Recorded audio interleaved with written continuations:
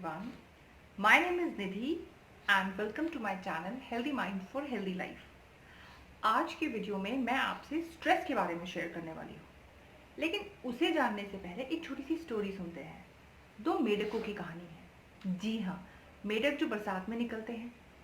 तो एक मेढक को एक बड़े से पानी के बर्तन में डाला जाता है और उस पानी के बर्तन को गैस के चूल्हे को ऑन करके उसके ऊपर रख दिया जाता है। धीरे धीरे पानी का टेम्परेचर बढ़ रहा है, 10 डिग्री, 20 डिग्री, 40, 50, और उसी के अकॉर्डिंग अपना ये जो मेढक है वो अपनी बॉडी के टेम्परेचर को पानी के टेम्परेचर के अकॉर्डिंग अडाप्ट करता रहता है। करते करते पानी बॉयल होना शुरू हो जाता है और मेढक उस उबलते हुए पानी में मर जाता है। इतना अडाप्ट करने के बावजूद फिर उस मेढक को पानी के बर्तन से बाहर निकाल देते हैं और एक दूसरे जिंदा मेढक को उसमें डालते हैं। अब दूसरा मेढक गर्म पानी को टच करते ही छलांग मार के बाहर निकल आता है और इस तरह से उसकी जान बच जाती है। तो स्ट्रेस की स्टोरी में इन दो मेढक की कहानी कहाँ से आ गई? क्योंकि अगर हम गौर से देखें, हम में से बहुत सारे लोगों की लाइफ उस पहले मेढक जैसी है, जो लाइफ के स्ट्रेस के अकॉर्डिंग धीरे धीरे धीरे एडजस्टमेंट्स करते रहते हैं और बहुत खुश भी होते हैं इस बात को लेके कि हम सारी चीज़ों को हैंडल कर पा रहे हैं।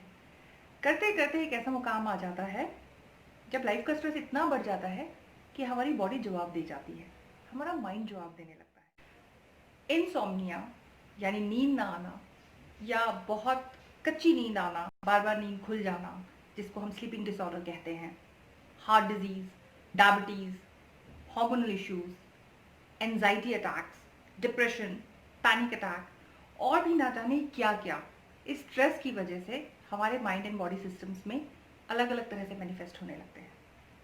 तो ऐसा क्या करें कि हमारी लाइफ इस पहले मेढक की तरह ना हो? लाइफ तो हमेशा स्ट्रेसफुल रहेगी। लाइफ से ये शर्तें लगाना कि वो आसान बन जाए और स्ट्रेस ना दे, कहीं से भी प्रैक्टिकल नहीं है। स्ट्रेस के साथ कुछ एडजस्टमेंट करने की क्षमता होना बहुत अच्छी बात है, लेकिन इस बात की समझ होना कि कब स्ट्रेस अब हमारी क्षमता से बाहर जा रहा है और हम कहीं उस पहले मेढक की स्थिति में तो नहीं आ रहे हैं, ये जानकारी अपने बारे में होना, अपनी सिचुएशंस के बारे में ये समझ होना बहुत ज़रूरी है स्ट्रेस से डील करने के लिए। स्ट्रेस से डील करने के लिए कई तरीके होते हैं, लेकिन आज इस वीडियो में मैं आपको एक इम्पॉर्टेंट और सबसे पहला फंडामेंटल जो रूल आप कह सकते हैं स्ट्रेस को हैंडल करने का जो बताने वाली हूँ, वो है असर्टिव कम्युनिकेशन। जी हाँ, असर्टिव कम्युनिकेशन क्या है और हम असर्टिव कम्युनिकेटर कैसे बन सकते हैं, इस बारे में बात करते हैं। असर्टिव कम्युनिकेटर होने का मतलब है आप अपनी बात को सही तरीके से अपने आसपास वाले लोगों के सामने रख पा रहे हैं। बात तो हम अपनी हमेशा लोगों के सामने रखते ही हैं, लेकिन असर्टिव तरीके से रखने का मतलब ये है कि हमें अपनी क्षमताओं के बारे में पता है, हमें अपनी बाउंड्रीज और लिमिट्स के बारे में पता है, हमें दूसरे लोगों की बाउंड्रीज और लिमिट के बारे में भी पता है और हम बहुत पोलाइट वे में नो बोलना सीख सकें। देखिए, हम इंडियंस की ये अक्सर आदत है कि हम लोगों को ना बोलना सिखाया नहीं जाता। हमारी परवरिश कुछ इस तरह से होती है कि हम लोग थोड़ा पीपल प्लीजर और अथॉरिटी के सामने तो खास तौर पे हम ना नहीं कह सकते। बॉस हो या घर में इन लॉज हैं या बड़े लोग हैं, तो हम उनको ना नहीं कर पाते, चाहे हमें समझ आ भी रहा हो कि ये काम अब हमारी क्षमता से या हमारी कैपेसिटी से बाहर जा रहा है। ऑफिस में काम करने वालों को यूजुअली ये भी टेंशन रहती है कि अगर उन्होंने ना बोल दिया तो उनके बदले कोई और वो काम कर देगा और मे बी ये उनकी प्रोफेशनल लाइफ के लिए नुकसानदायक होगा।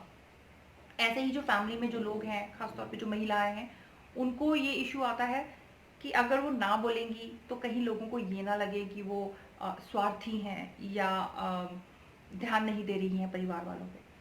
और इस तरह से लोग क्या सोचेंगे, क्या कहेंगे, ये सोचते सोचते हम ना ही नहीं बोल पाते। लेकिन असर्टिव कम्युनिकेटर होने का पहला रूल ये है कि आप अपनी क्षमताओं को अच्छी तरह से समझें, अपनी कमियों को भी अच्छी तरह से समझें और अपनी लाइफ को सेग्रीगेट कर सकें।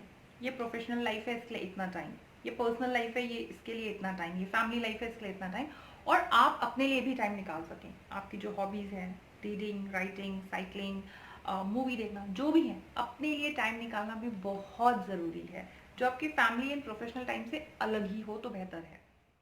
अगर आप ऑफिस में काम करते हैं और मान लीजिए 7 बजे आपने काम फिनिश कर दिया है और आपके बॉस आपके पास उसको कुछ नया काम लेकर आते हैं, तो ये झिझक होती है लोगों में कि ना कैसे कहें बॉस को कहीं ये काम कोई और हमारे बदले कर लेगा तो उसको ज़्यादा अप्रिसिएशन मिल जाएगी।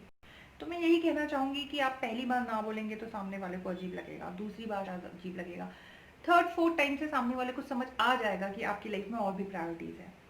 और अगर आप अपनी काम को लगन से करते हैं, अगर आप एक हार्ड वर्कर हैं, सिंसियर है, डेडिकेटेड हैं, तो आई डोंट थिंक आपको किसी तरह से इनसिक्योर होने की ज़रूरत है। उसी तरह से अगर आप फैमिली लाइफ में हैं तो कई बार हमें लगता है कि किसी ने हमें बोल दिया कि अब ये भी बना दो, चाय भी ले आओ, ये भी कर दो, वो भी कर दो, तो मना कैसे करें। अब चाहे आप खुद ही कितना स्ट्रेस में हो, कितने घुटन में हो, कितने कितने सुबह से काम कर रहे हो, लेकिन आपको लगता है हम कैसे ना बोले। और कई बार महिलाओं को ये भी लगने लगता है कि हमारे फैमिली मेम्बर्स क्यों नहीं समझते हैं कि हमारे अब हमारा बस हो गया, अब हमें और नहीं काम करना।